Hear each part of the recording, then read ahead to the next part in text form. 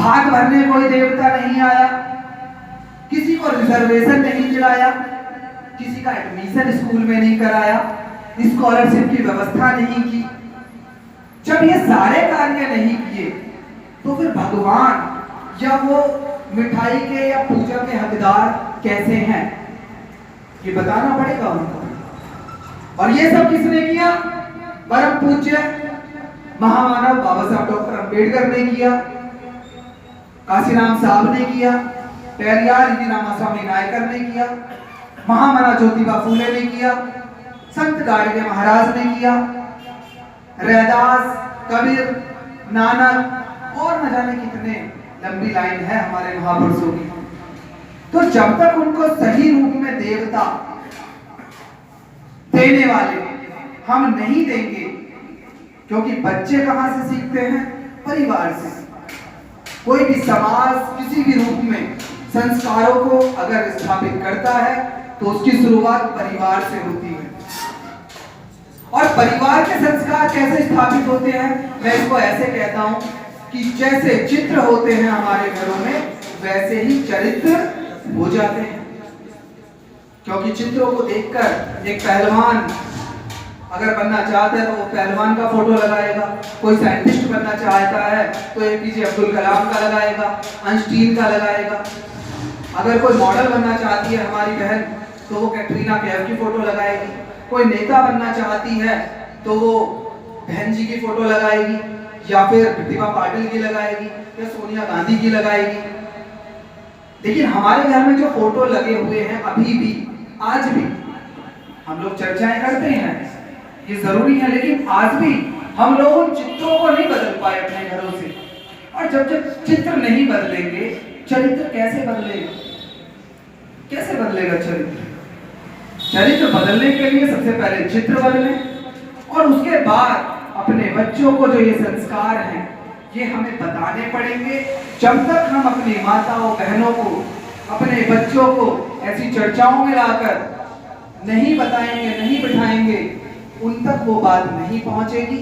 आप भले यहाँ से जाके दो चार चीजें बताओ, या बहुत सारे लोगों ने प्रयास किया है, बल्कि वो बाद में परेशान भी है कि भाई हमारी तो पत्नी नहीं मानती, हमारी माँ नहीं मानती, हमारे बच्चे नहीं मानते, क्योंकि उनको उस तरह से आप बता नहीं पाओगे, आपकी बात नहीं मानेंगे। लेकिन अगर ऐसी ही मीटिंग में कोई बीडी संगम जैसे, कोई बाबा जैसे, कोई अंकल जी जैसे, कोई अजय मोनी जैसे बताएंगे तो शायद उसका अच्छा प्रभाव उन पर पड़े, क्योंकि आपको उन्होंने बहुत पहले से यही सब करते देखा था। अब अचानक आप मना करने लगे तो एकदम से बच्चे नहीं बदलते, एकदम से पत्नियां नहीं मानेंगी। तो जो भी संस्कार हैं, चाहे वो धम्म के हैं, चाहे वो बुद्धिज्म के हैं, वो हमें अगर स्थापित करने हैं तो अपने त्योहार बच्चों को बताने पड़ेंगे। 25 दिसंबर है जैसे, आज का दिन है जैसे, इतना महान दिन है। 14 अप्रैल लगभग सभी को खैर पता है, लेकिन 14 अप्रैल को एक ऐसा राजनीतिक पर्व हो गया, उसे तो लल्लू कल्लू सभी लोग मना लेते हैं। एक दिन तो जाना है, बुद्ध पूर्णिमा है। जब तक हम अपने संस्कारों को, अपने पर्वों को स्थापित नहीं करेंगे, अपने घरों में ऐसी चर्चाएं या कार्य उन दिनों में नहीं करेंगे, तो कोई भी संस्कृति आप स्थापित नहीं कर सकते। भले कितने भी हम लोग संगठन बनाए, कितनी समितियां बनाए, और हमने बना रखी है बहुत सारी, और जरूरी नहीं जो लोग संगठन में हैं वही इसके लिए जिम्मेदार हैं, वही इस कार्य को आगे बढ़ाने के लिए बाध्य हैं। नहीं, कोई भी व्यक्ति जो बाबा साहब डॉक्टर अंबेडकर के मिशन के प्रति सजग है, जवाबदेह है, उत्तरदायित्व समझता है अपना, तो वो मिशन को आगे बढ़ाने के लिए अपनी नौकरी के साथ, बिजनेस के साथ, व्यवसाय के साथ, अपनी मजदूरी के साथ आगे बढ़ा सकता है।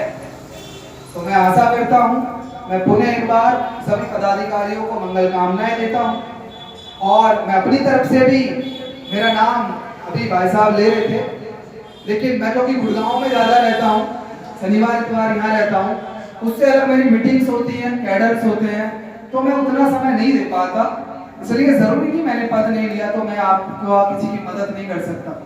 मैं शिवगढ़ी में रहता हूँ, आपको किसी भी तरह से तन मन धन जब भी आपको चाहिए स्कूल मैंने अभी बनाया है 8वीं क्लास तक पंचशील इंटरनेशनल स्कूल के नाम से, जहां बहुत कम खर्चे में बच्चों को इंग्लिश मीडियम, कंप्यूटर, सारी बढ़िया सुविधाएं हम लोग देंगे। तो कोई बच्चा अगर ज्यादा गरीब है वो पढ़ाने के लिए हमारे पास भेज सकता है। उससे अलग किसी भी तरह की कोई भी जरूरत है, जो भी हम मदद कर सकते हैं, हम लोग धर्म के लिए, मिशन के लिए हमेशा तैयार हैं। कोई भी व्यक्ति आ सकता है, व्यक्तिगत, संगठन से, किसी से भी। तो पुनः एक बार सभी का धन्यवाद। आप लोगों ने मुझे मौका दिया इतने प्यार से सुना।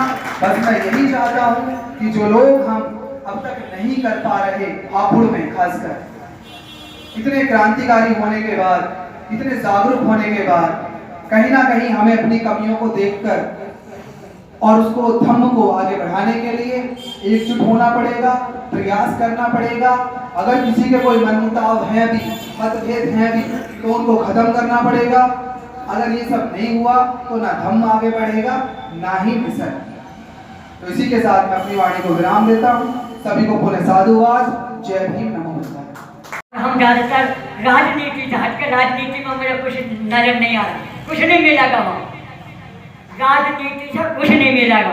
जब हम धर्म, मुसलमानों का राजनीति में कुछ भी औकात नहीं है, लेकिन उनसे जो डरते हैं, ईसाइयों से जो डरते हैं, वे इसलिए अभी जो 300-500 कुछ होना, कितने उन्होंने दीक्षा लिए है इसमें कार्यवाद के पास में गाँव में।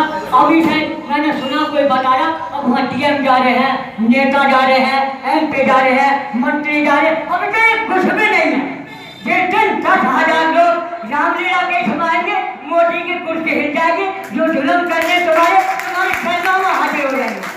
तो इसी के साथ हमें ये भाषणबाजी कम करनी है, काम करना है, और काम करने के बाद में ये हमें दिखाना, हापुड़ के लोग अभी जिंदा है, हापुड़ के लोग अभी जिंदा है, और हमारे साथ मेरठ के लोग खड़े हैं, बागपत के खड़े हैं, और तुम्हारे गाजियाबाद के खड़े, सब लोग हमारे साथ खड़े होंगे। इन्हीं के साथ में जय भीम, नमो बुद्धाय, और जय मूल निवासी, और जय बहुजन। सभी को मेरा जय भीम, नमो बुद्धाय। बहुत अच्छे, बहुत अच्छे। देखिए, बस साथियों को कह सकता है कि ये बुजुर्ग है।